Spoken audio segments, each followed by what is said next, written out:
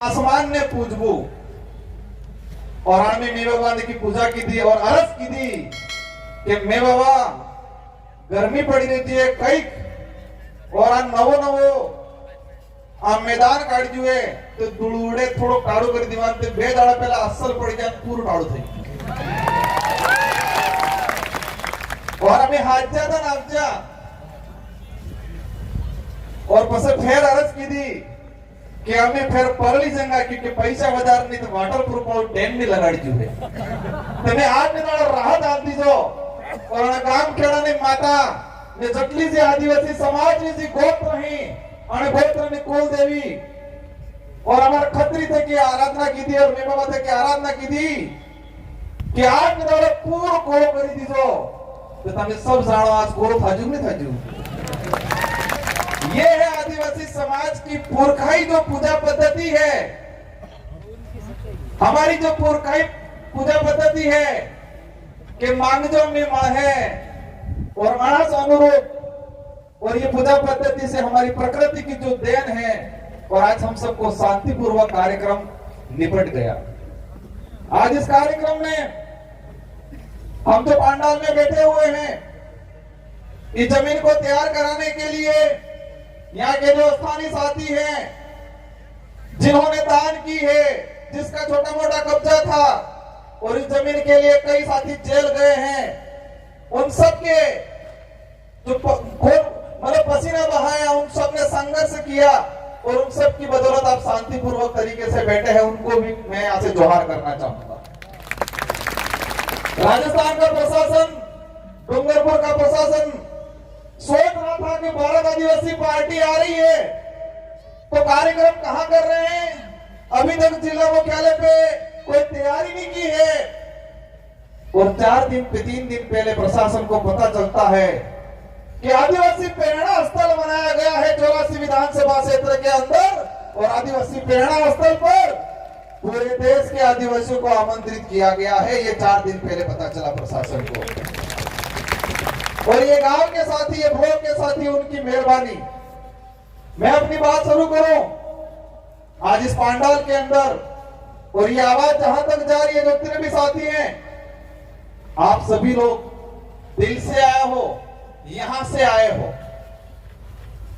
Free में लाई हुई पैसों से बुलाई हुई ये भीड़ नहीं है ये भीड़ दिल से आई हुई भीड़ है और आप सबका मैं तहे से स्वागत अभिनंदन करता हूं। आज आजादी के बाद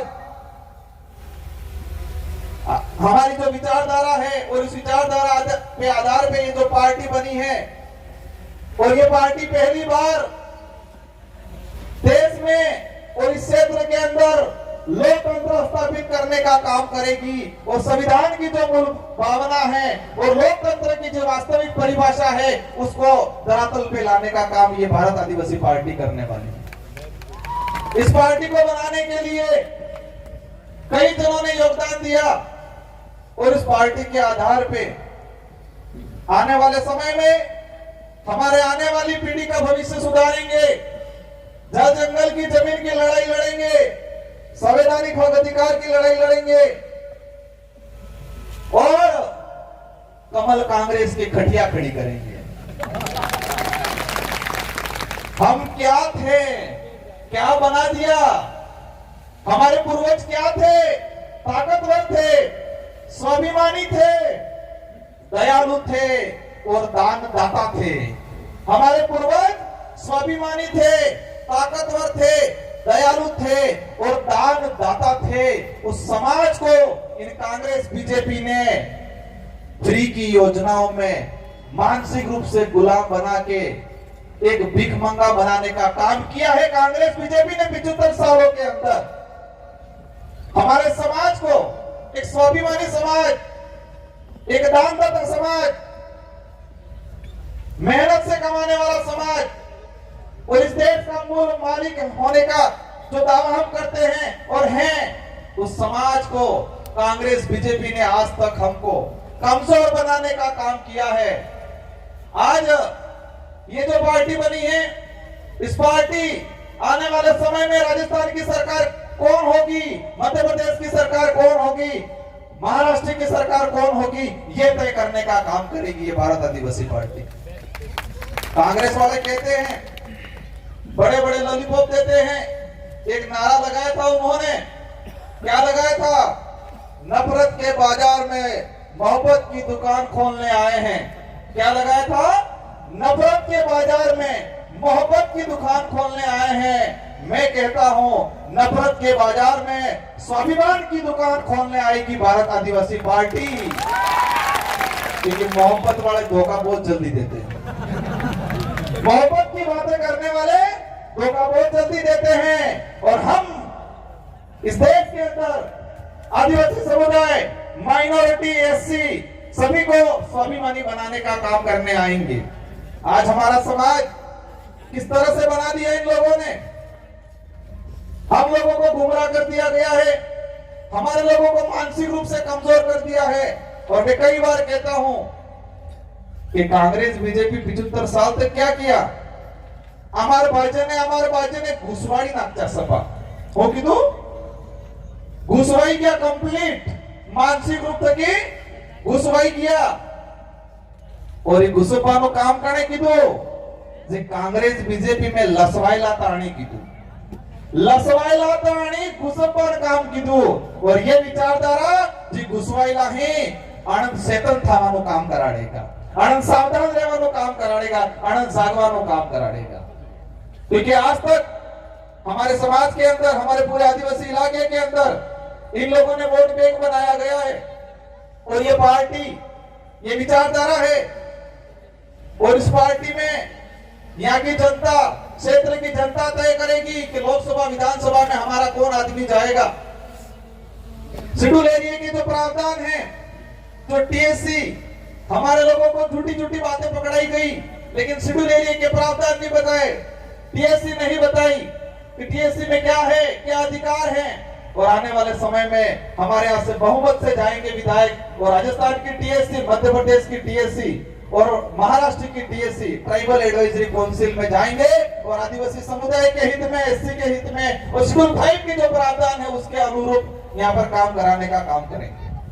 आज कई लोग कहते हैं हम भी विधायक बने थे, वो विधायक बन जो तारे टी शर्ट फेर दो, कई कहता 16 चुनाव लड़े हो थावानों में, और 84 की जनता और सागवाड़ा की जनता ने ऐसी गोली दी कि कांग्रेस बीजेपी वाले रिजल्ट आया तो बेहोश हो गए और मोड़ासा जाके हॉस्पिटल में भर्ती होना पड़ा।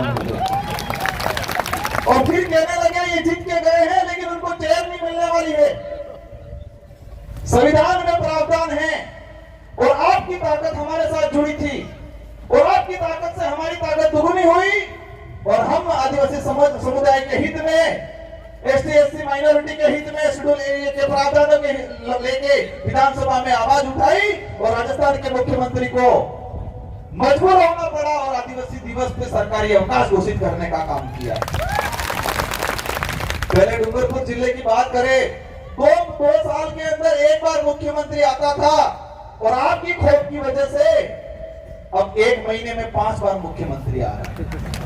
ये आपकी एकता है, आपकी ताकत है, आपका खोप ऐसा है कि देश का मुखिया जो बन के बैठे हुए हैं, जो देश को बर्बाद कर रहे हैं, मोदी जी भी आ गए, अमित शाह भी आ गए, राहुल गांधी भी आ गए। क्या ये खोप बरकरार रखना है कि नहीं रखना है? ये खोप बरकरार रखना है। कहना है उनको कि सब आ जाओ, तो भी इस क्षेत्र की जनता बहकाम में आपके फ्री की योजनाओं में आने वाली नहीं है। आज कई लोग कहते हैं कि क्षेत्र पार्टियां क्या होती है। जो लोग आए साथी आज, उनको जाने के बाद मनोबल तोड़ने वाले बहुत सारे मिलेंगे। क्षेत्र पार्टियां कहां तक रहती है?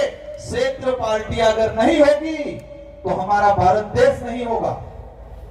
मैं क्या कहना चाह रहा हूं कि क्षेत्र पार्टियां अगर नहीं होगी तो ये देश नहीं रहेगा, ये तानाशाही हो जाएगा, हिटलर शाही शासन हो जाएगा इस देश के अंदर। और क्षेत्रीय पार्टियों की वजह से ही इस देश में आम जनता के हित में कानून बने हैं आज तक। और आज तानाशाही सरकार है क्योंकि एक तरफा बहुमत है।